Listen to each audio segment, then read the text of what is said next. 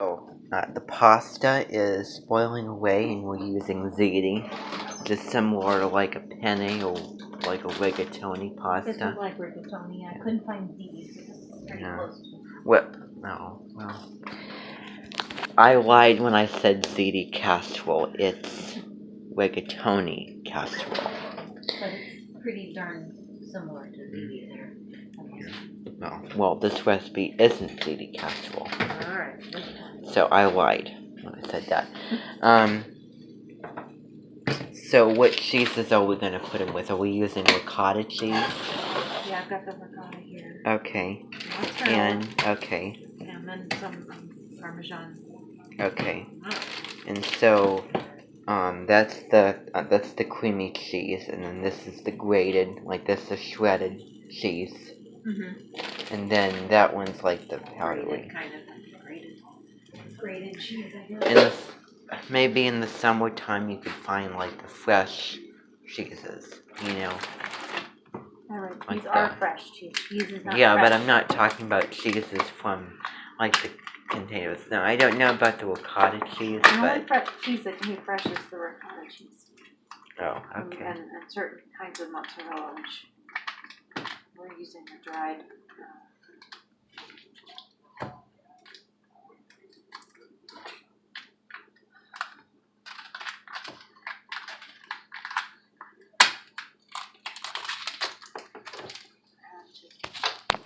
You want to add this and then stir it? Yeah, that's the ricotta Okay, cheese. you want to go ahead and add it? Okay. Stir it in. Can you grab my spoon? The big one. Okay. That'll do. And then you can mix it.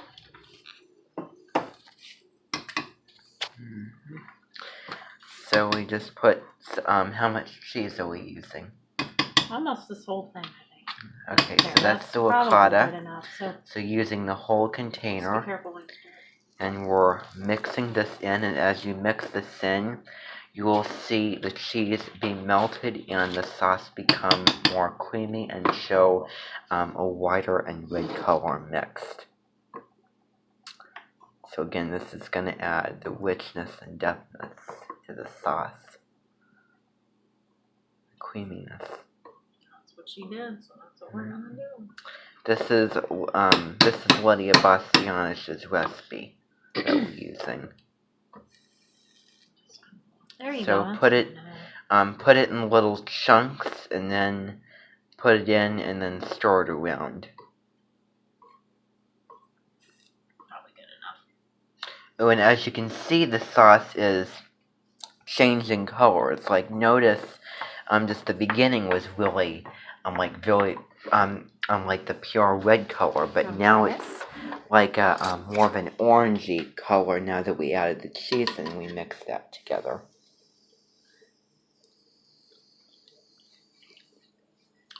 That's good. I just had a taste of that, and you can taste the tomato sauce, and you can also taste the cheese with its flavor and creaminess mixed together. That is good. That is good. And so it looks like a penne vodka sauce that you would make, Yeah, a little bit. because of that orangish carroty color, Yeah. kind of like a pumpkin-y Pink type sauce. color. What? Like a kind of Pink like a sauce. peacock. Peacock orangish. blue, right? There's no Mm. Well, I'm thinking of more like an orangey peacock, like a barn. I don't know, but that's how it looks. That's how tomato sauce looks with cheese inside of it. So how long are we gonna let that cook? We don't need to let it cook. It's just put there and then we'll assemble it once I get the pasta cooked. Okay, This will be about 10 more minutes. excellent.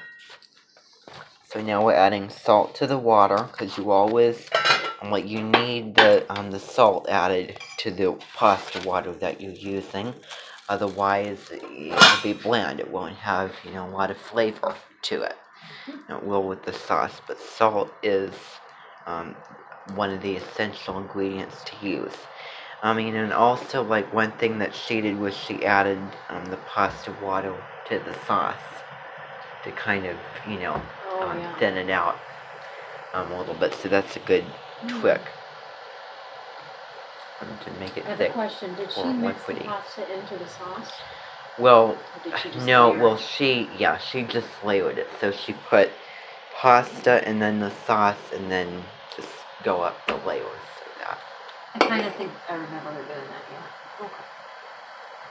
I think she did put some in the bottom. And then she then put a layer of the mozzarella cheese on top of that. On top of the sauce. I see. So pasta, the sauce, and then the other cheese. Okay. So what about so are we gonna use both of those cheeses over there to put on? Yeah. So mozzarella and the Parmesan? Yeah. Okay. So That'd be that's good. mozzarella, that's Parmesan. Yeah.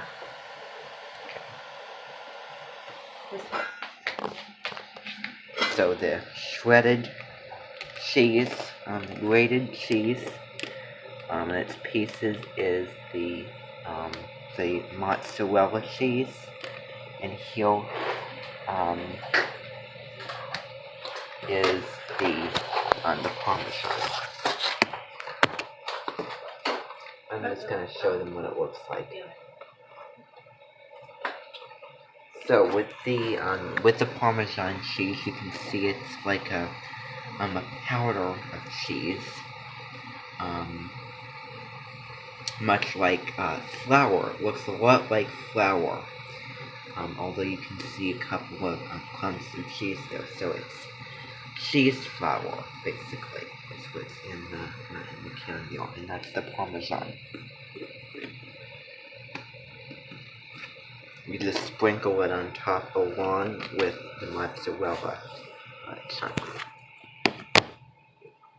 So we'll put both of those on. It does not matter which order, which you put first on and which you put on top.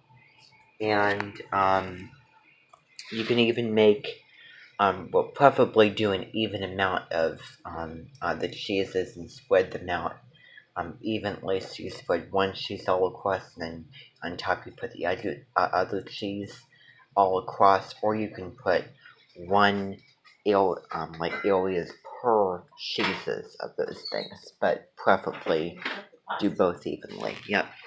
So we're gonna put the pasta in. Yep.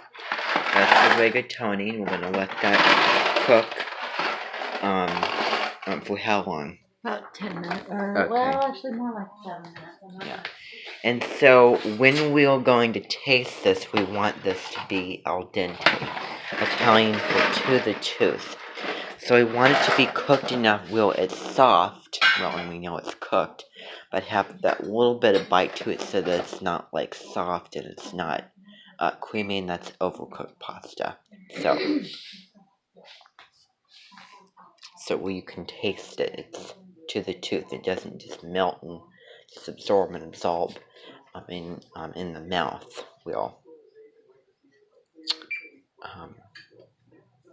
Where it has that bite to it where you can chew it, but it dissolves and goes down easily. It's easy to chew.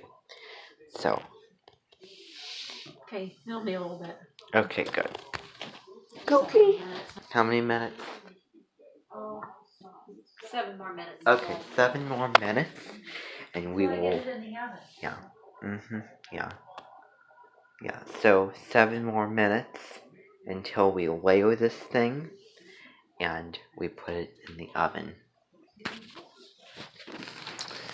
Water for the pasta is sizzling and boiling, and the steam is coming out, and that pasta is cooking. You definitely do not want to touch the sides of the pan, including the edge of it, and also don't touch the water because it will burn badly.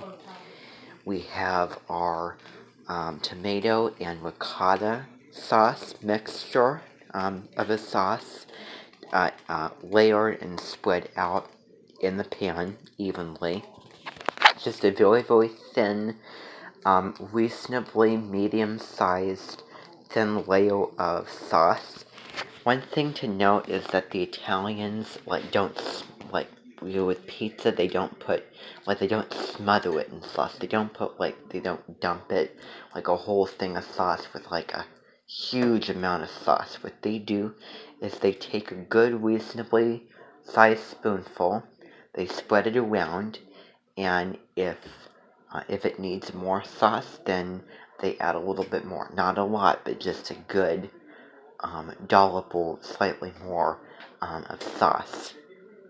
So they just do it little by little in little increments, not in big things where they can gauge it more. So that's one thing to note. So instead of putting a lot of, like a huge amount of sauce, we put a little, and we spread it throughout, well, a little good amount, and we spread it all throughout the pan. The sauce, like, has a salmony color to it, you know. And this sauce looks more red-orange color, and then this looks more salmony.